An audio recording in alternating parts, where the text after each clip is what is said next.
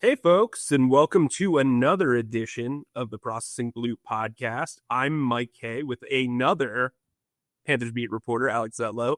We are actually not too far apart. We're probably about 100 feet apart, but due to some hikes, uh, the pair of us are in Indianapolis, not in the French Alps, as it looks like if you're watching video of Alex. He's actually in Indianapolis. Um, Alex, other than being out in like 50-degree weather, because you to Canal Street, how are you? I'm great. Canal Street feels great. This is a bit strange. I am outside for a reason, and it is a blunder on my part, a scheduling blunder on my part. Um, and can tell that story one day if it gets rectified, like I'm sure it will. But if it doesn't, then I guess we'll have a different story to tell, and we're just gonna leave y'all on a cliffhanger with that. But I'm excited to talk NFL scouting combine. Let's do it. So let's kind of get into this. We've exchanged sort of pleasantries. That's enough. But something that the Panthers did on Monday, which I actually really respected, they got ahead of free agency and acknowledged that Shaq Thompson will part ways with the team. He is an upcoming free agent.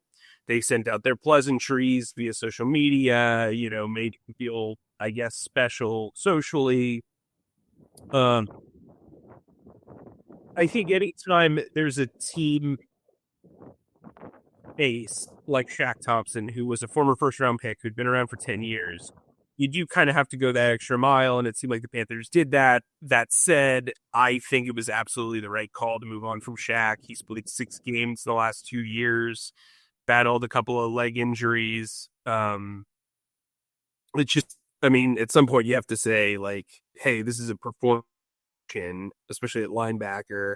They're trying to get younger there. They have Josie Jewell. They have Trevin Wallace. What was your take on seeing the news that Shaq was going to test free agency? Yeah, I mean, I think it was the right move when we're talking about this pragmatically, when we're talking about the vision of the Panthers, kind of like what you said and what our columnist Scott Fowler said earlier in the week. I mean, this is a guy who who has been with the team since 2015, is the final link to Luke Kuechly and Thomas Davis and all those great linebackers that played for the Panthers when they were at their peak.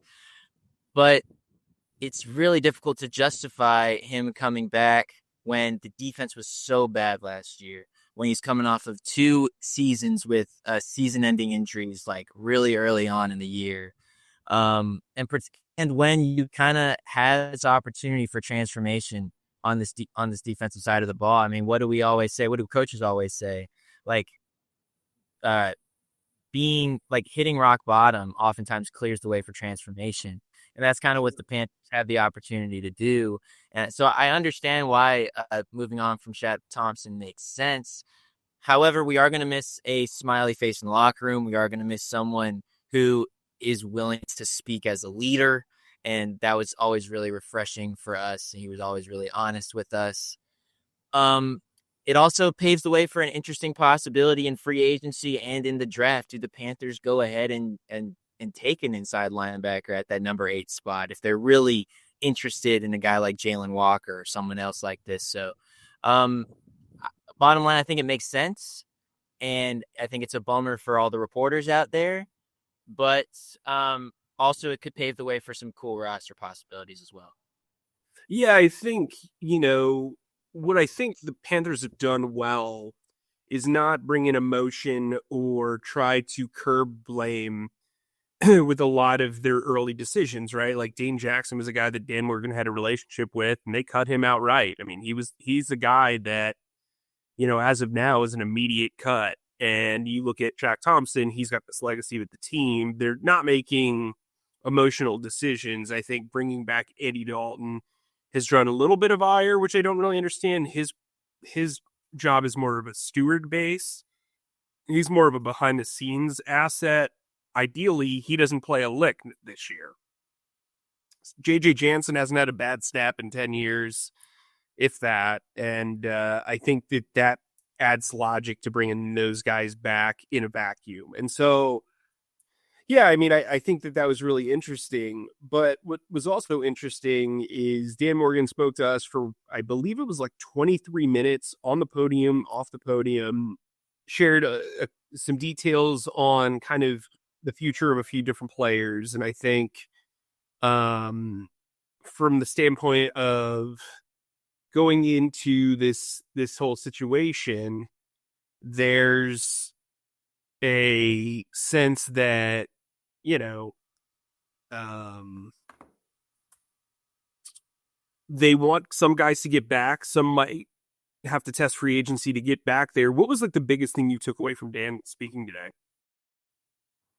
Well, he said a lot of really interesting things. We threw questions at him because there's so many questions up in the air in terms of contracts and Panthers entered free agency or entered the end of the season with 21 unrestricted free agents, or not unrestricted, but free agents in general. A bulk of them were unrestricted free agents. So there were a lot of things to discuss. The thing that I was most interested in, and forgive me for the sirens in the background, it's the wind kind of blowing my hair all out of proportion. The thing that I was most interested in was Dan's perspective on the wide receiver room. It's a good question by you. Well, I asked him if they're in the market for a number one guy or if they're searching for this number one guy. If you remember last year, they made it a really big deal that to get Deontay Johnson and to trade for him, and get him from the Pittsburgh Steelers, and that was a really big deal. He was the ex. He was the guy who, like, on his first day in the Panthers building, offensive coordinator Brad Idzik sat him down and said, "You are going to be our number one option every time we step back to throw the ball." And when Deontay Johnson departed, it was, you know, perhaps there was a better culture fit or whatever the reasoning may be. And that was kind of substantiated after his many stops in 2024. But you didn't have that explosive guy on the outside that Deontay kind of presented. You had a guy in Adam Thielen for when he was healthy, was remarkably reliable, was really good. I think the fact that I think his production under last year in comparison to like what he did in a short amount of time, um, particularly with Bryce Young at the end of the season. And then you got an undrafted guy on Coker who in many respects overachieved given his not even 53-man roster. You got Xavier Legette, who is battling nagging injuries after nagging injuries, who ended up having surgery on his foot this offseason. And then it was kind of just like a piecemeal from there. David Moore would make a couple catches here and there. So there was this guy named Dan Chisna who Mike Kaye wrote about, and everyone was like, "Who the heck is this guy?" So I was just interested in if he thought that having a number one wide receiver was really important for Bryce. He kind of said what I expected him to say, which was essentially that we're always looking up to level up at every position, but I really love the wide receiver room. And I mean, cool. It's so that's kind of what I expected. And uh yeah, yeah, that's that's what he said. But when asked about the wide receiver room, I think the ultimate thing is going to be that they're going to get someone either in free agency or later in the draft. They're not going to spend that number 8 on a wide receiver. So, Mike, I hope you got that. What from your end did you take away from Dan? Well, I thought he was really open about the negotiations that Brant Tillis and them are having. I think from their perspective, they've been pretty forthcoming in saying, look, we want Cade Mays back. We want Austin Corbett back. They said that they want Tommy Tremble back. They have talked about guys testing the free agent market. I do think it's smart to have those guys figure out what their value is. And if that value is more than what the Panthers value them at, then they go their separate ways. But Dan said that he didn't close the door on Eddie Pinheiro. He said that they'd like to get something done with Johnny Hecker, similar to JJ Jansen and Eddie Dalton. So the mid to late 30s dude. parlay is there to be had.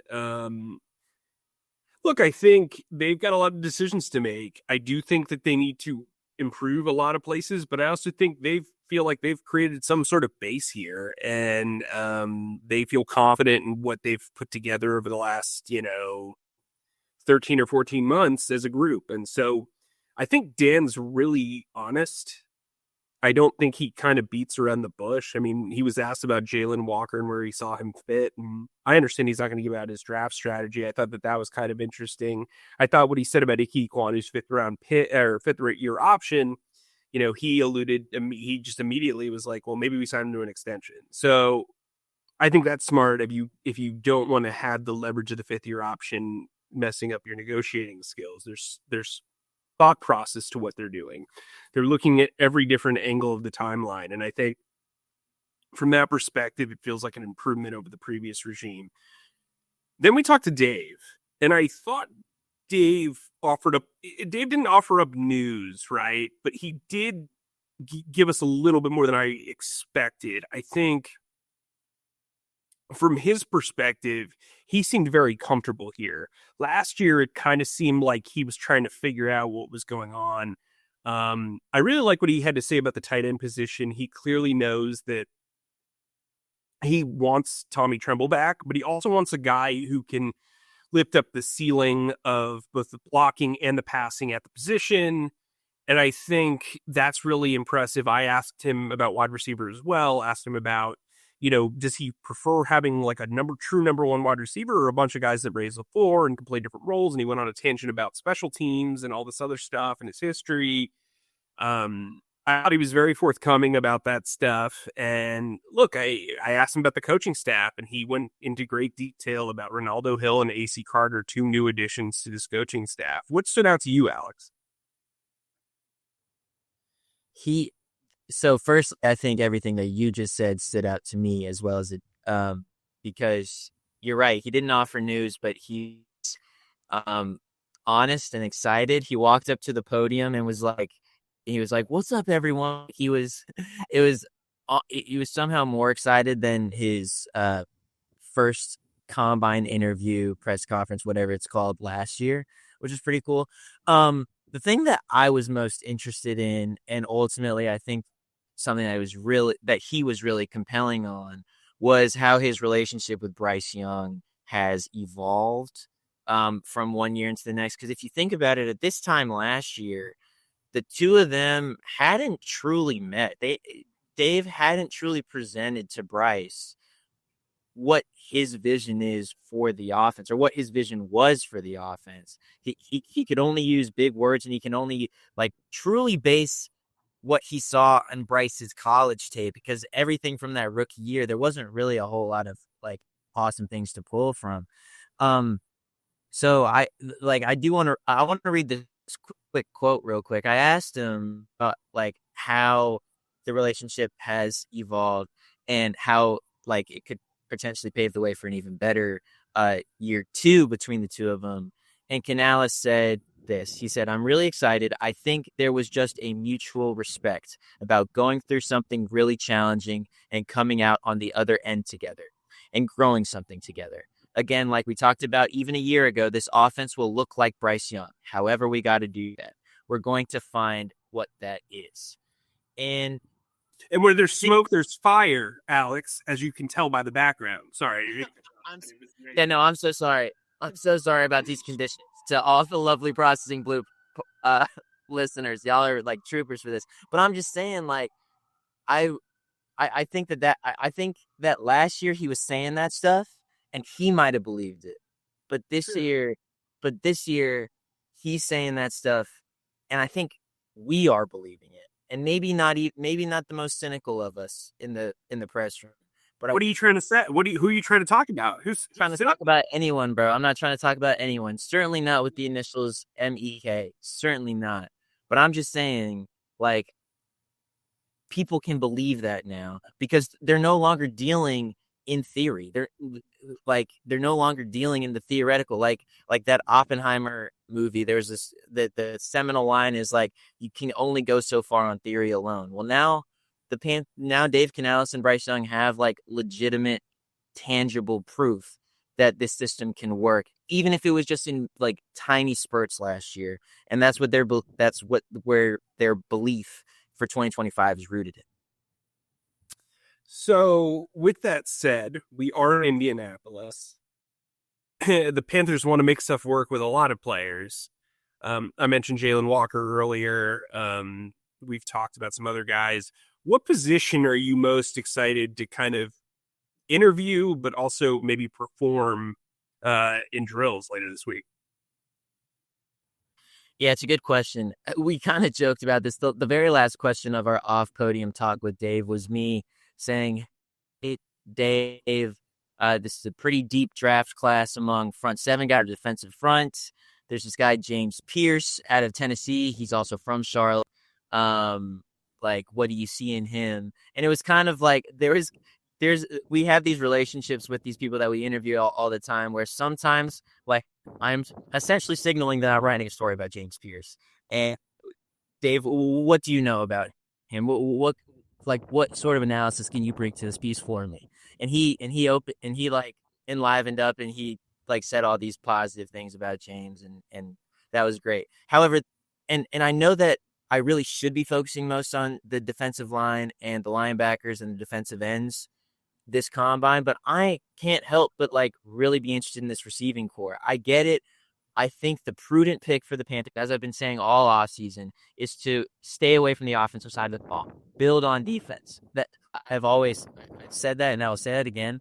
But like the Alex Zietlow, like I just can't not be compelled by looking at this receiving core. It's seeing, hey, is Ted McMillan going to run fast enough to provide this speed on offense that Dan Morgan said he was looking for in response to a question from you?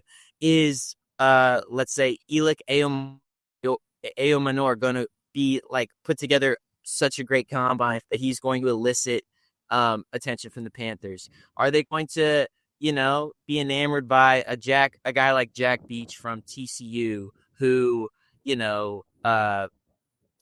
like might move up a little bit in day two and kind of spawn some conversations about, okay, do the Panthers trade back? Like, so I'm really looking forward to this, how these wide receivers test. I believe they're testing on Saturday. So that's where I'm looking at, even though I know the prudent choice is to stick on the defensive side. Mike, are you being more reasonable than me, or are you sticking on the offensive side as well? No, I think so. I'm focused on safety and corner. And I know that sounds weird because I've been very front seven gung ho. I think they're going to draft quite a few and sign a few front seven players. What I'm interested in is a very empty puzzle at safety. And I think safety, while not known as the run stopping position, was a large problem last year when it came to run stopping and getting into fits and run fits and making tackles and missing tackles, really.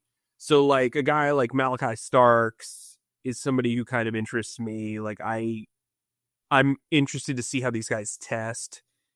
There's going to be a lot of guys that don't test. What I will say is I get very excited to see 3-cone numbers. If a guy is not a coward and runs a 3-cone at the combine, he's got a thumbs up for me. Those guys from a pass rusher standpoint who get under a 7'10" second 3-cone, they immediately are worthy of watching tape on. And so I'm excited kind of overall. Like I have individual players, and I know I'm the one that posed the question about like position groups, but like I do think this draft is very deep on front seven guys. I mean, obviously being a beat writer, I don't have the time to watch guys like draft folks do, but a lot of draft analysts that I've spoken to, a lot of scouts, a lot of people in the industry really are high on this tight end class. They're high on this front seven class. And I think corner is going to be very interesting for the Panthers because if they don't re-sign Mike Jackson, I could see this draft being dictated, especially in the top 10, by the two Wills. Will Johnson, the cornerback from Michigan, and Will Campbell, the offensive tackle from LSU. I think that there's going to be seen as a drop off once those two guys are off the board at their positions. Offensive tackle is clearly a premium position, so it's corner. And that could help the Panthers move back at number 8. So I think you have to factor in what else everybody wants around number 8, as well as just what the Panthers want. I do think there's some smoke to the Jalen Walker thing. I've said this multiple times. I think that he is best fit playing edge if you're going to take him at 8. If you don't have the conviction of playing him as a mostly pure edge as a rookie, then you should probably look elsewhere, or you should trade back and look into Kenneth Grant or another position. But I think this is an exciting draft. I don't think it's an exciting overall draft because I don't think the quarterback position is particularly compelling outside of Shedeur and Cam Ward. I don't know that there's like, I mean, it's a pretty heavy running back class, but I don't think the Panthers are going to spend a top, 100 pick on a running back. I think tight end is going to be a talker later on, especially if they bring back Tommy Tremble and don't do anything else in free agency. That could be very, very interesting. And there's a lot of guys in this draft who are compelling. So with that said, though, we're going to be with you guys throughout free agency. We'll have a couple of shows. We'll have one previewing free agency, and then we'll probably have a recap show the week after free agency starts. We're going to try to figure out the schedule soon. Alex and I will broadcast that. Make sure you guys sign up for the Access Panthers newsletter. You can find that on our website in the newsletter preference section. It's something that's become a labor of love for both Alex and myself. It's also free. So I think it's worth checking out. You're going to get exclusive content in there, interviews, commentary. My go-to thing has been 3 things I think. And so you'll get my honest and snarky sort of delivery on that. Alex does a great job with trivia. He also does a really great job with giving you a look into what a beat writer reads, which I think is really special. So again, sign up for the Access Panthers newsletter. Remember, we're going to be around. You can follow us on our social media platforms. You can follow us, our work on the Observer, but we're going to be with you all off season. Sign up for this newsletter. You're not going to want to miss it in your inbox every Monday. And twice during the season, we take a lot of time and content to put in there. But Alex, with that said, there's my sales pitch. Send us home from Indy. From literally Canal Street, literally the canals behind me. Thanks, as always, for listening to our pontifications on all things Panthers with Mike Kaye and myself and our wonderful producer, Zach Dennis. Please subscribe and follow us on Spotify, Apple Podcasts, wherever you get your podcasts by searching Processing Blue. And if you watch us on YouTube, please subscribe to our YouTube channel and click on the bell icon to get notified whenever new episodes drop. And finally, please be sure to stick to charlotteobserver.com for all your Panthers needs. Mike, stay humble, stay creative, and keep processing. Zach, I believe they call that a wrap.